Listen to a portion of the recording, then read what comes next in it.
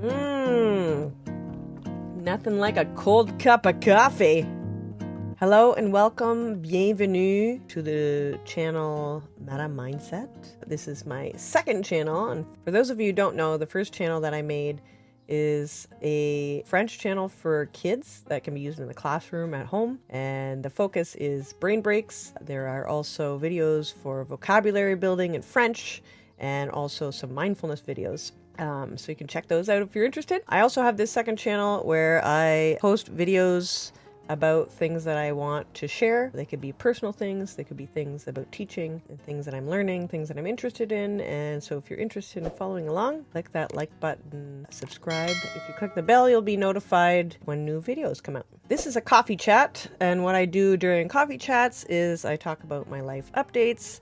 I talk about books and podcasts that I have been listening to and reading. Oh, and I sometimes talk about teaching tips, how I'm feeling, resources that I'm making, adjustments to resources, popular resources that I sell in my TPT store. And I will be talking about that today because I am going to have to scale that back a little bit, but we're going to have to get into that in a minute. Okay, here we go. Okay, so the first thing I wanted to update you all about was my first presentation at the OMLTA Conference. It was my first teaching conference that I attended in person. It was a super positive experience. I'm probably going to get still emotional because it was such a positive experience. It was quite overwhelming. So many people came up to me just to say hi, and I'm so thankful that you all did. It was really lovely to meet everybody. I don't get feedback very often, so it was kind of overwhelming to get all that positive feedback all at once. It seemed like people were excited but shy to come up and introduce themselves to me and meet me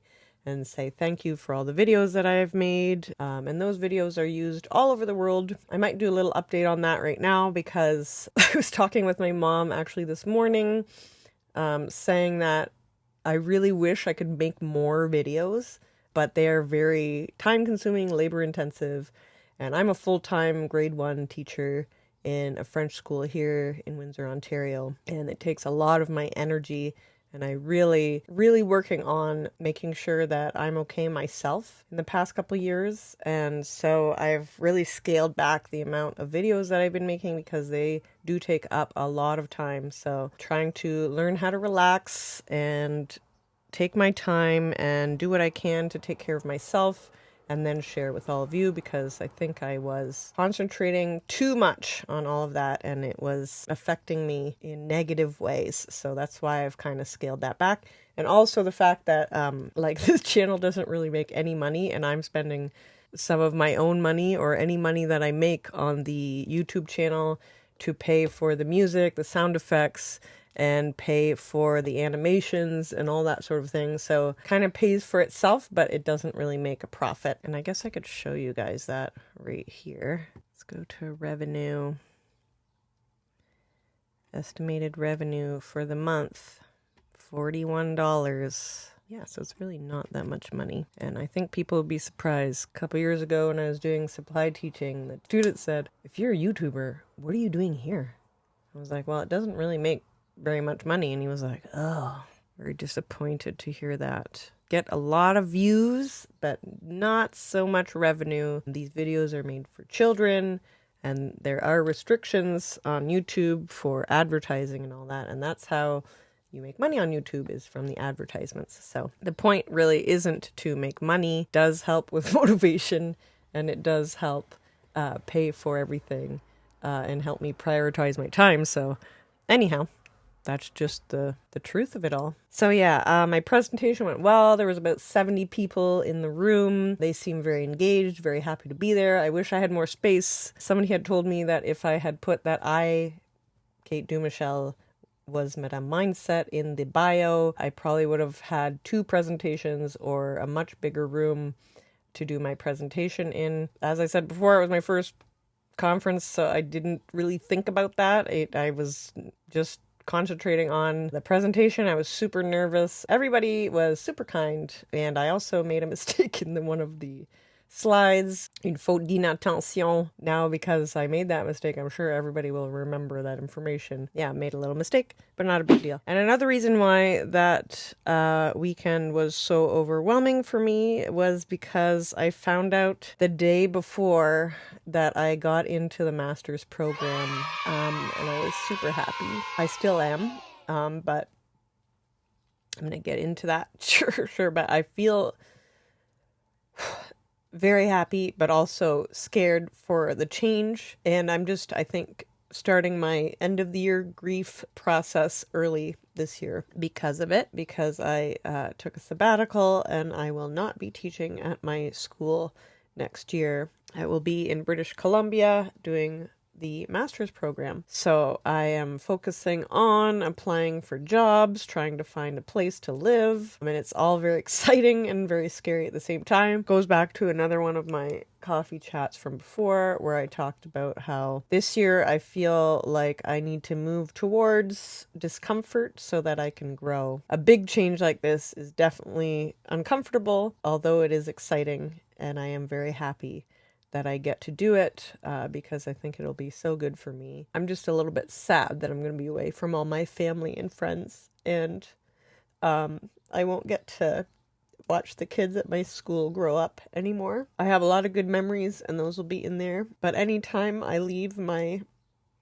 home school where I feel super comfortable, it's a change and it's hard. Changes are hard, even if they're good ones. I knew I was going to cry.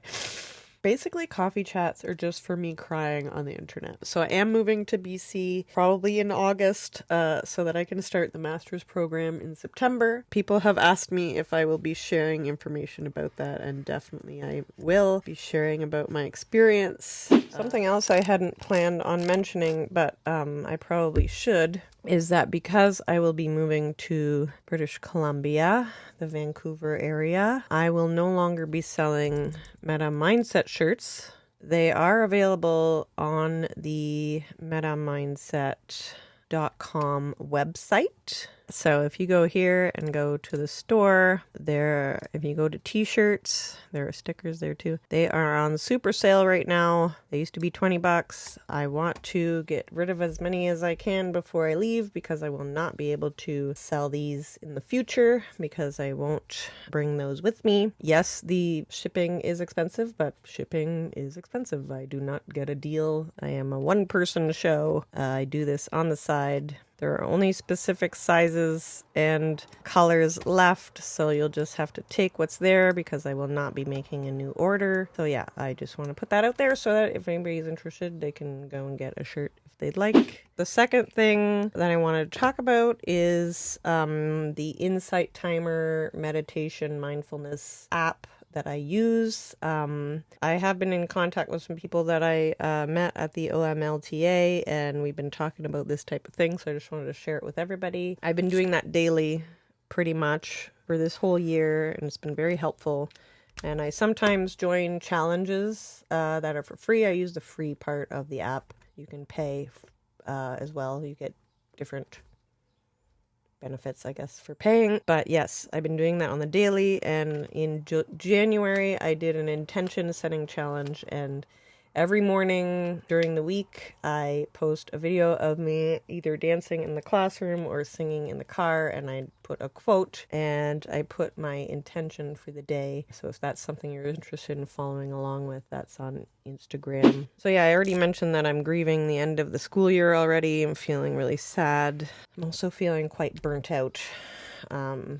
Dealing with the behavioral issues at school is exhausting. It is part of teaching, but it does take away from actual teaching and learning time. In my experience, my last 15 years of teaching, in the past 5 years, that has changed drastically. It's something that teachers deal with on a daily basis. It's a huge emotional load that we're carrying, and it's exhausting. So we're in the long stretch now. We're almost done. I know you can do this. You're all awesome. So you definitely deserve the break that's coming up. You're almost there, and you can do this. You're pretty awesome, okay? Don't you forget it. So if you're feeling burnt out, you're not alone. It's something that I told a teacher that was doing her placements this year in her second year. I said, what do you think of teaching? And she said, Whew. And I said, do you think you'll give it a try? And she said, well, I might as well. I just finished my degree.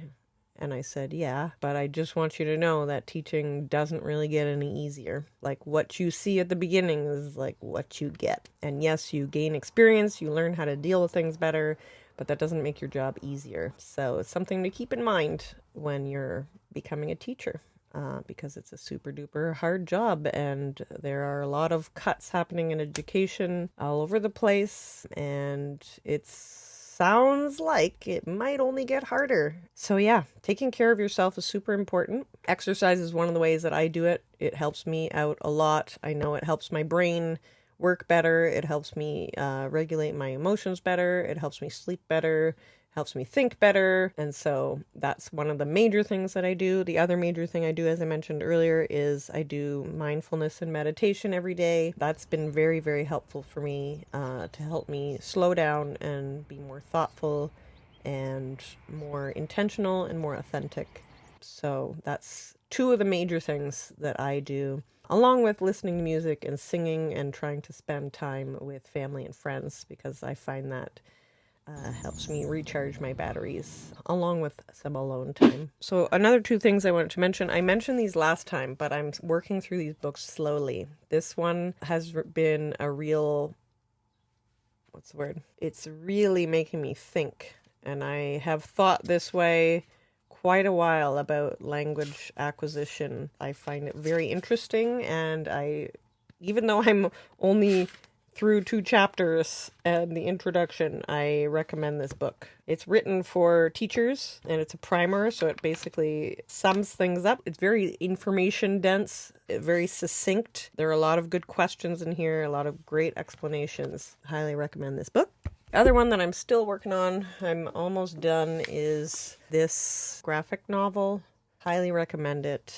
It's only in black and white, but the images are amazing, and the content is also really good. Try to read a little bit before I go to bed, and that's what I'm reading so far. I love graphic novels, and so if you need any more recommendations, I have got some.